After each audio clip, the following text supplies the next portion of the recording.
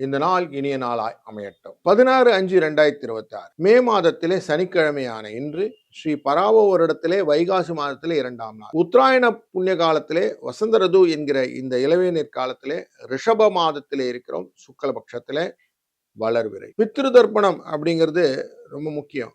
அதுலேயும் தான தர்மங்கள் அன்றைக்கு செய்வது ரொம்ப நல்லது. அப்படிப்பட்ட நாள்ல முன்னோர்களின் ஆசிகளை பெற வேண்டும் அப்படிங்கிறதுனால இன்னைக்கு அமாவாசை. அதனால இன்னைக்கு ரொம்ப நல்ல நாள். அமிர்த யோகம் கூடிய இந்த நாளிலே நீங்கள் செய்யக்கூடிய தான தர்மங்கள் ரொம்ப நல்லது. அதுலேயும் இன்னைக்கு கார்த்திகை நட்சத்திரமும் இருக்கு. கார்த்திகை விரதம் இருப்பதும் ரொம்ப நல்லது. சனிக்கிழமை கார்த்திகை விரதம்ல முருகனை நீங்கள் நினைக்கும் போது நீங்க நினைச்ச காரியம் நடக்கும் அப்படின்னு இருக்கு. அதனால இதையும் இன்னைக்கு பயன்படுத்தி கொள்ளலாம்.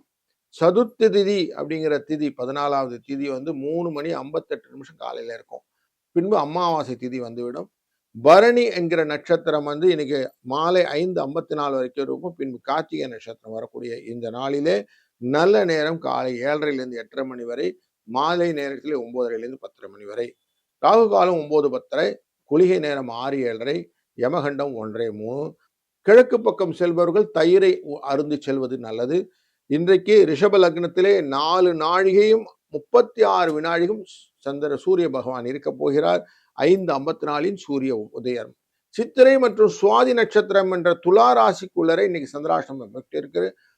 இன்றைக்கு கோச்சாரத்தின்படி சூரியனும் புதனும் சேர்ந்து அமர்ந்து கொண்டிருக்கக்கூடிய ரிஷபராசி, சுக்கிரனும் குருவும் அமர்ந்திருக்கிற மீனராசி, மிதுன ராசி மற்றும் சிம்ம ராசியிலே கேது, கும்பராசியிலே ராகு, சனி மீனராசியிலே, செவ்வாய் ஆட்சியிலே மேஷராசி என்ற இந்த நாள் துவங்குகிறது. ஒரு ராசிக்கு எப்படி இருப்பாருன்னு பார்க்க போகிறோம். வாருங்கள். மிதுன ராசி நண்பர்களே, உழைக்கிறேன் அதனால எனக்கு எந்த பலனும் இல்லாம இருக்கு அப்படின்னு நீங்க விசனப்படுவது எங்களுக்கு தெரிகிறது.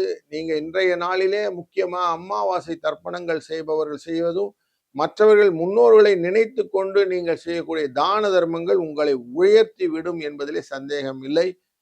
லாபஸ்தானத்தில் இருக்கக்கூடிய சந்திர பகவான் குடும்ப தன வாக்குஸ்தானத்தை மேம்படுத்துவார். அதனால் இந்த நாள் இனிய நாளாய் அமையப் போகிறது. 2, 4 என்ற அதிர்ஷ்ட எண்ணை பயன்படுத்திக் கொள்ளுங்கள்.